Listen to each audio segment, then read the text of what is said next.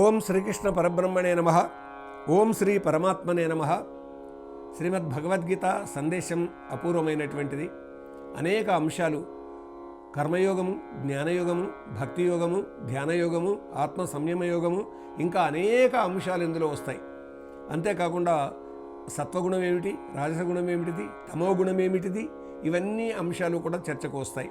ఇవన్నీ కృష్ణ పరమాత్మ అర్జునుడికి బోధిస్తుంటాడు. అర్జునుడు విషాదంలో నుంచి బయటకు రావాలి, తన ధర్మ కర్మ అయినటువంటి క్షత్రియ కర్మ తాను నిర్వర్తించాలి. అందుకొరకు అనేక విషయాలు చెప్తూ యజ్ఞం నిమిత్తమే కర్మ చెయ్యాలి అన్నారు. ఈ యజ్ఞకర్మయే గొప్పది అనేటటువంటి మాట ఎందుకు చెప్తున్నారు? యజ్ఞం అని అంటే లోకంలో ఉన్నటువంటి అర్థం ఏమిటిది? హవనం చేయడం, అందులో చిదుగులు వేయడం, హోమద్రవ్యాలు వేయడం, అది యజ్ఞం అని. యజ్ఞకర్త ఉంటాడు, యజ్ఞభోక్త ఉంటాడు, యజ్వా ఉంటారు, వీళ్ళందరూ కలిసి యజ్ఞం చేస్తారు. కానీ కృష్ణ పరమాత్మ ఏది యజ్ఞం అంటున్నారు అని అంటే లోకహితం చేసే కర్మ యజ్ఞం అని అంటున్నారు. ఫలాసక్తి లేకుండా నాకే ఇది కావాలి, నేను చేసేటటువంటి కర్మ వల్ల వచ్చేటటువంటి ఫలితం నాకే చెందాలి అని కాకుండా ఇది అందరికీ చెందాలి, ఇది నాది కాదు అనేటటువంటి ఉద్దేశంతో నీ కర్మ నీవు చెయ్యి, అదే యజ్ఞకర్మ అవుతుంది అని అంటున్నారు కృష్ణ పరమాత్మ. అంటే యజ్ఞకర్మ అంటే 10 మందిది, దానివల్ల వచ్చేటటువంటి ఫలితం 10 మందిది. మామూలుగా హవనంతో యజ్ఞం చేసి ఉన్నా కానీ ఒక ప్రదేశంలో కూర్చొని చేసేటటువంటి సందర్భంలో అక్కడ యజ్వా ఉంటాడు, యజ్ఞం చేయించేటటువంటి ఆయన ఉంటాడు, యజ్ఞభోక్త ఉంటాడు, యజ్ఞకర్త ఉంటాడు, వీళ్ళందరూ ఉంటారు. వీళ్ళందరూ ఉండి అక్కడ ఏం చేస్తారు? హోమద్రవ్యాలు పేలుస్తారు. అందులో నుంచి మన పెద్దలు చెప్పినటువంటి దాని ప్రకారంగా యజ్ఞంలో వేసినటువంటి చిదుగుల వల్ల, అందులో వేసినటువంటి నెయ్యి వల్ల, అంటే ఆజ్యం వల్ల ఈ సామాజిక జీవితంలో రోగాలు రాని పరిస్థితి ఏర్పడుతుందని చెప్తారు. ఎట్లాగా అని అంటే ఈ హోమద్రవ్యాల వల్ల వచ్చినటువంటి ఏ వేడి ఉందో, ఏ పొగ ఉందో అది గాలిలోకి పోతుంది. ఆ గాలిలోకి వెళ్ళినందువల్ల ఈ చెడు వాతావరణం నుంచి దూరమయ్యే అవకాశం ఉంది అని. సరే, అది ఎలా ఉన్నా కానీ ఇక్కడ శ్రీకృష్ణ పరమాత్మ అర్జునునితో చెప్తున్నటువంటి అంశం ఏంటంటే జనతా జనార్దనుని నిమిత్తం చేసే కర్మయే యజ్ఞం అనేటటువంటి విధంగా ఇలా అంటున్నాడు. యజ్ఞార్థాత్ కర్మణోన్యత్ర లోకోయం కర్మబంధన తదర్థం కర్మ కౌంతేయ ముక్త సంగ సమాచర. ఈ విధంగా కర్మయుగంలో చెప్తూ వస్తున్నారు కృష్ణ పరమాత్మ. పార్థ యజ్ఞ సుకర్మ కంటెన్ మరో కర్మము లోక బంధమే కానఫలమున కాంక్షలేకయే యజ్ఞకర్మాన్నాచరించుము. కర్మఫలాన్ని కోరకుండా నీవు చేసేటటువంటి ఏదైతే ఉంటుందో అది యజ్ఞకర్మ కిందకే వస్తుంది. కాబట్టి నేనే జయించాలి, అవతల వాళ్ళు చావాలి, ఓడాలి అనేటటువంటి భావనతో కాకుండా నేను చేస్తున్నది ఇది న్యాయబద్ధమైనటువంటి కర్మ, శాస్త్రవిహితమైనటువంటి కర్మ, ఇది ధర్మకర్మ అనేటటువంటి ఉద్దేశంతో చెయ్యి. అలా చేస్తే ఆ యజ్ఞం ఏమవుతుందంటే అది జనత నిమిత్తం చేసేదవుతుంది, జనతా జనార్దనుని నిమిత్తం చేసేదవుతుంది, నరునిలో ఉన్న నారాయణునికి చేసేటటువంటి సేవ అవుతుంది. కాబట్టి ఇంకా దానికి తప్ప మరో కర్మ చేసినట్టయితే అది లోకబంధం అవుతుంది. అందుకొరకు నీవు ఫలమును కాంక్ష చేయకుండా అనాసక్తంగా యజ్ఞకర్మ చెయ్యి అని ఆ విధంగా ప్రబోధిస్తున్నారు కృష్ణ పరమాత్మ. నిష్కామ బుద్ధితో చేసేటటువంటి కర్మ యజ్ఞకర్మ అవుతుంది. అది బంధాలను ఎక్కడా కలిగించదు, లేకపోయినట్టయితే అన్ని బంధాలను కలిగిస్తుంది, అటాచ్మెంట్స్ పెంచుతుంది.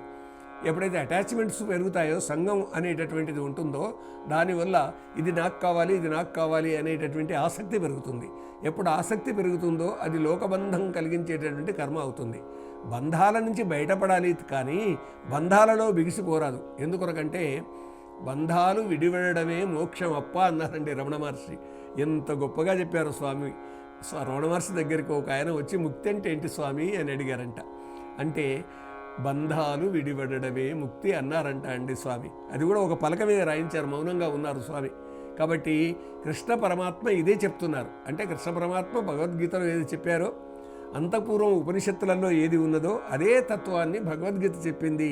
అదే ఆదిశంకరులు, రామానుజులు, మధ్వాచార్యులు, రమణ మహర్షి, స్వామి శివానంద, స్వామి వివేకానంద, యోగి అరవింద, ఎంతమంది ఈ విధంగా గీతాతత్వాన్ని, భారతీయ ఆధ్యాత్మిక సనాతన తత్వాన్ని ఈ విధంగా అందించారో మనం తెలుసుకోగలుగుతాం.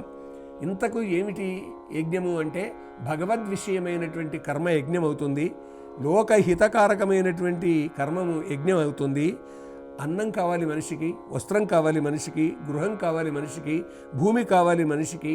ఇవన్నీ కావాలి నిజమే, ఇవన్నీ కావాలి, తనకు కావలసినంత వరకు అవి యజ్ఞకర్మల కిందకే వస్తాయి. కానీ ఒకరి దగ్గర ఉన్నది లాక్కున్నట్టయితే అది లోకబంధంతో వస్తుంది.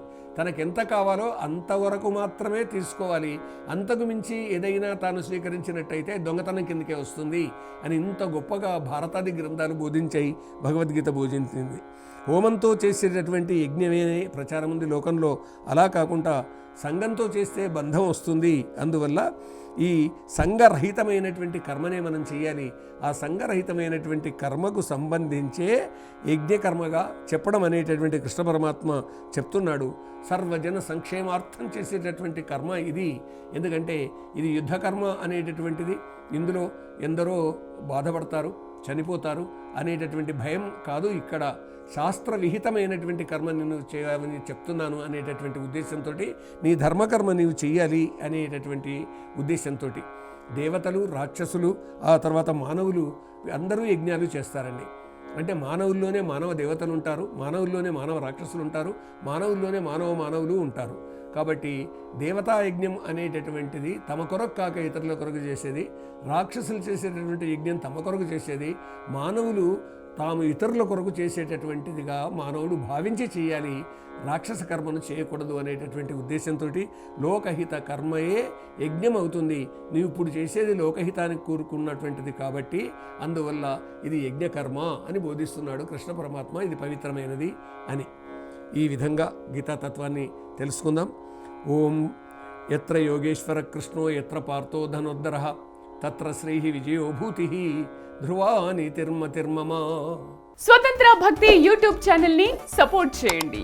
మీకు ఈ వీడియో నచ్చితే లైక్ చేయండి, మీ స్నేహితులకు, శ్రేయోభిలాషులకు షేర్ చేయండి, మీ అభిప్రాయాలను కామెంట్ చేయండి, సబ్స్క్రైబ్ చేయడం మాత్రం మర్చిపోకండి.